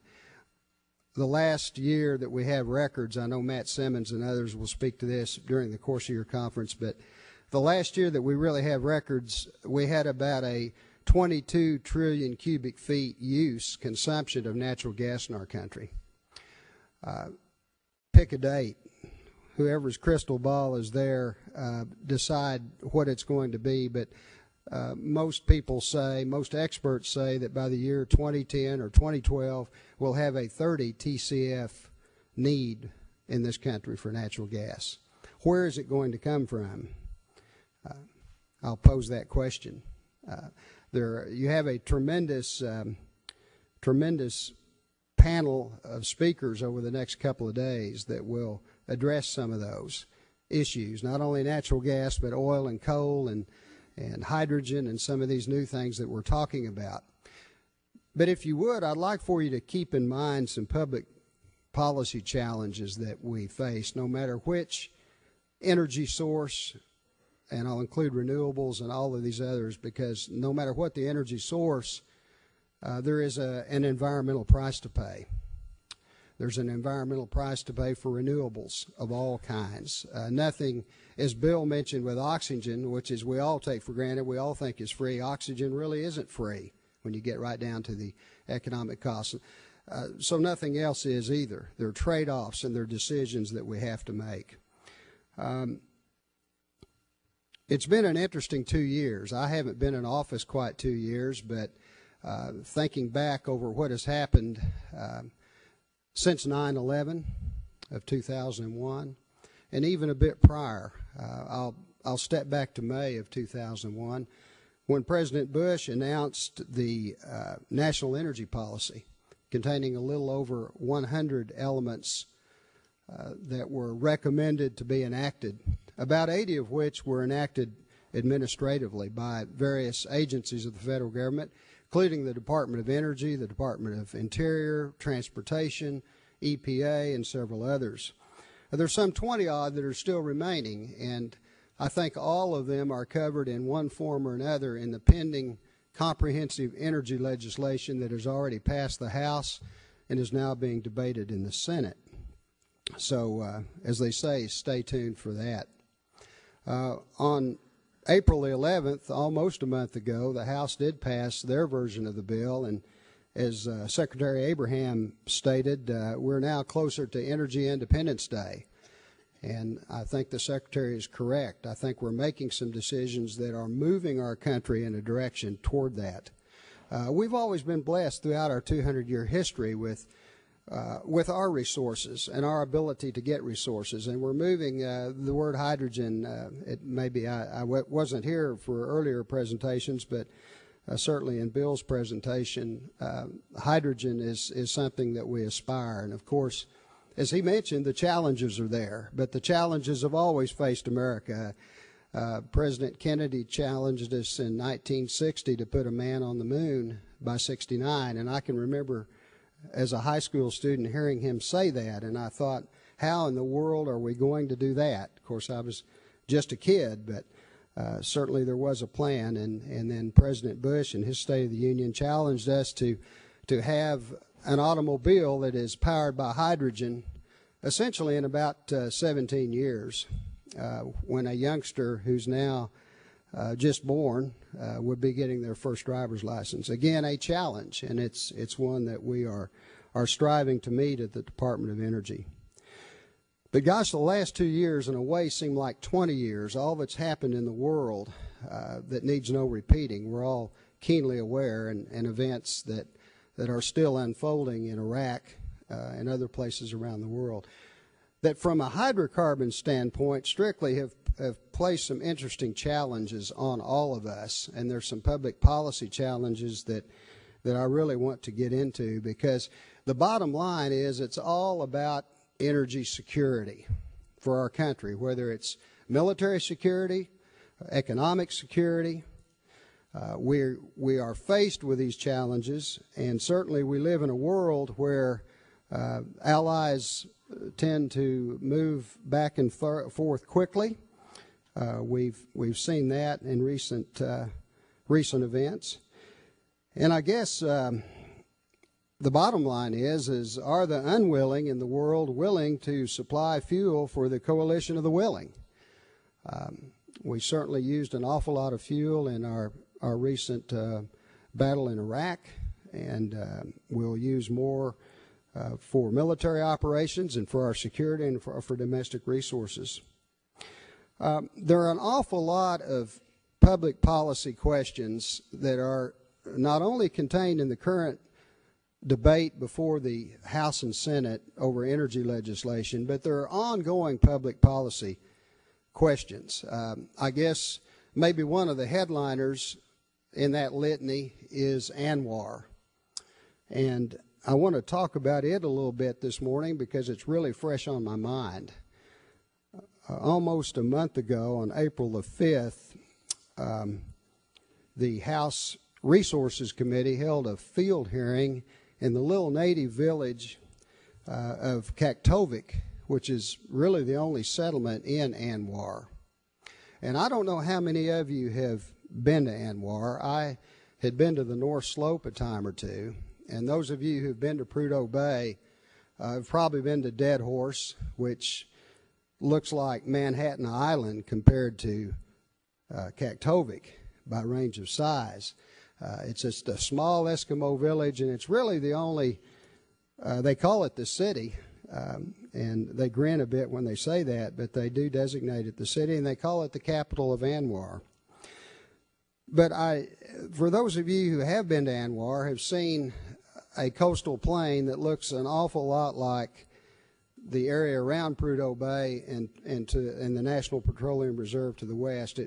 The topography does not look a lot different, and certainly the issues there have been well documented, and certainly are ongoing. The House included in its legislation a provision to drill a small 2,000-acre portion of Anwar, which, by the way, is the size of South Carolina. Or as someone mentioned to me once, if 2,000 acres were a penny postcard and Anwar were a football field, then you can picture a football field with a penny postcard in the middle of it, and that's the section to be drilled. But there are a lot of public policy issues on that, and one of the gentlemen who testified before Congress at the field hearing is George Amugak, who is the mayor of Anwar, actually the borough of the North Slope, and Kaktovik is part of it. And I just want to read part of his testimony, and I want you to think about it not only in terms of Anwar, but in terms of how this gentleman, who's a layman, he's the mayor, but he is a native Eskimo, and he speaks for his people who elected him.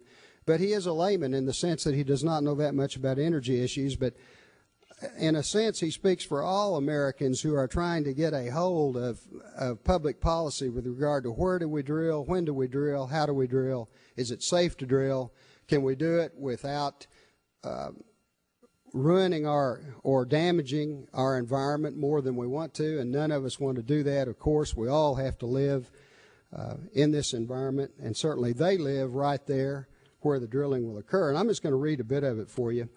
It is important for you, and he's speaking to the House members who he's addressing, the panel of congressmen.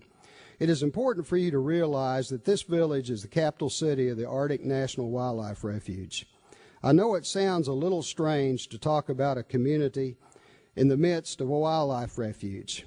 That's because there really are two Anwars. The one you see in the ads by environmental organizations, and the one that extends about as far as you can see in every direction from here. The first Anwar is beautiful mountain scenery that seems to go on forever. It's a world of wildlife, a refuge from the noise and disruption of human community. Obviously, you are not in that Anwar at the moment. You are here in the second Anwar. It's a tundra, an old military site, and Eskimos who have lived and hunted and survived around here for thousands of years. You won't see this Anwar on posters. That's because it's not really a refuge. It's a land of many uses. Those uses predate its designation as a refuge, and in some cases predate the founding of the United States. This is Eskimo country. It has a thriving village whose residents work at local jobs and travel in all directions to hunt for caribou, bowhead whales, and all other animal species that have always sustained our people. This is the way we live. It is the nature of our culture, and nothing is going to change that. That seems to be what Congress had in mind when it set aside the 1002 area. It recognized that Anwar is huge, about the size of South Carolina, and that it contained more than just one scenic resource. 23 years ago, Congress understood that ANWR is big enough to accommodate undisturbed wilderness and human habitation and the possibility of oil development. Nothing has happened in this part of the world to revise that understanding. Here in the capital city of ANWR, the reality of two ANWRs still exists. Nothing has changed out here on the multiple-use tundra. Nothing has been threatened to the scenic mountains of ANWR. Environmental groups have discovered that over the years, Americans will donate to the cause of preserving ANWR. If people really understood there are two ANWRs successfully coexisting, one of protected wilderness and one of human habitation and multiple uses, it might be more difficult to raise money. So ANWR is pictured as caribou country. You'll never see a picture of this town in a fundraising ad about ANWR. That's because it's inconvenient when issues are not just black and white. ANWR is not a black and white issue. There is more than caribou and oil involved here. There are the subsistence and cultural needs of people. There are the economic needs of people who live in the capital city of ANWR. There are the interests of private landowners, including the native corporations, that are responsible for helping to create local jobs. The North Slope Borough expects to play an important role in monitoring and dealing with the effects of development. Our dependence on the land and wildlife gives us the incentive. Our zoning and permitting powers, as well as our regional health and safety services, give us the tools. We will always watch over development to make sure it serves the historic interests of our people, along with the energy future of our nation. Remember that there really are two ANWRs. There's room within these 19 million acres for both ANWRs to exist. ANWR is not just a battleground over caribou and oil, it's also the home to real people with deep cultural roots here and the hope of a productive future for their children. He was incredibly articulate when he delivered that and in front of his constituents, and I think it underscores a word that we need to keep in mind when we're talking about hydrocarbons, and that's balance.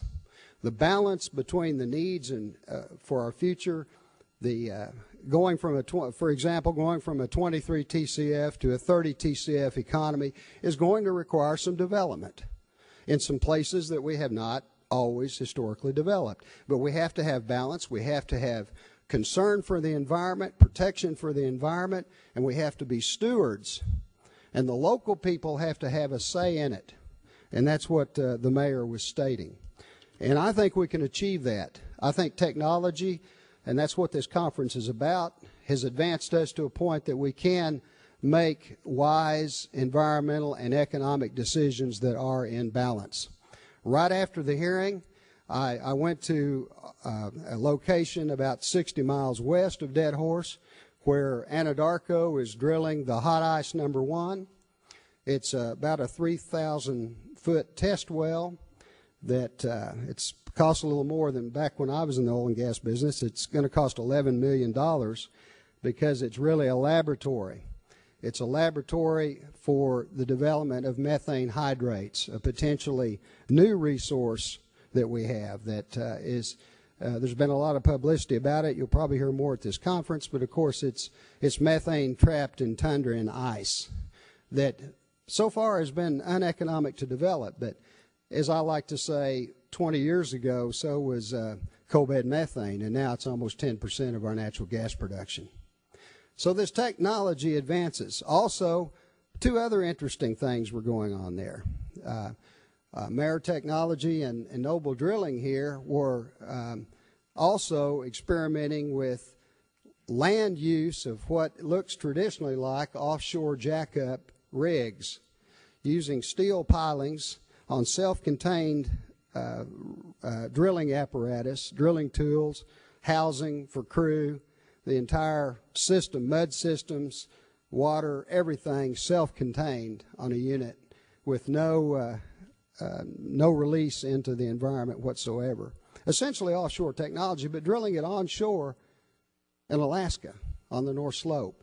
If you can think about that as translating into areas like ANWR or into the sensitive wetlands of Louisiana or Texas or other places where drilling has been tough because of environmental constraint.